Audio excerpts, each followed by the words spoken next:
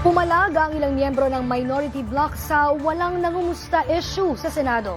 Banat naman ni Senator Ping Lacson paano kukumustahin? Bukod nga sa sabay-sabay kumain, abay nakapag-Facebook Live pa. Si Daniel Manalastas, nakatutok. Walang ni isa sa inyong nangamusta sa amin. Some of you I've known for 20 years. Ito ang himutok kahapon ni Senator Pia Cayetano sa plenary session.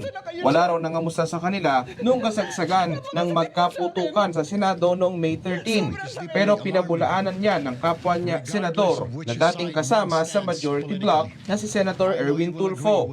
As a matter of fact, may kumakalat na po ngayon. Parang 9:50 po si Senator Camille said na we're all okay. Sunod-sunod na po, 9:56, nag-text na po si Senator Migs. Baka hindi lang po nakita ni Senador Pia or dahil sa commotion. Sabi ni Senator Erwin, mismo siya minessage rin daw ang mga kapwa senador.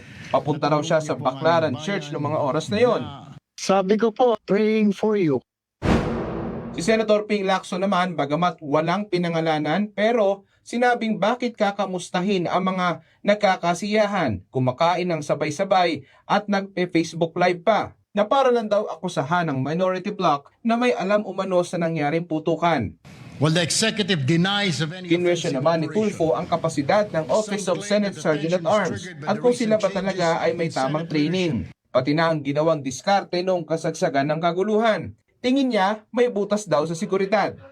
Pag nagkaroon na po ng investigation na sa hall, tatanungin ko siya, aplas ka, saan? Bakit di ka naglagay ng tao dito? Ang dami-dami mong tao, wala ka man na pinosti. Paano nga pala kung talagang totoo, mga terorista ang pumasok, mga ikang sindikato, nilusob ang Senate, di maprotektuhan yung mga senador. Ang dami pa ng mga senador di matatapang, yung mga bunganga namin na pag bumatikos, baka naman maubos kami.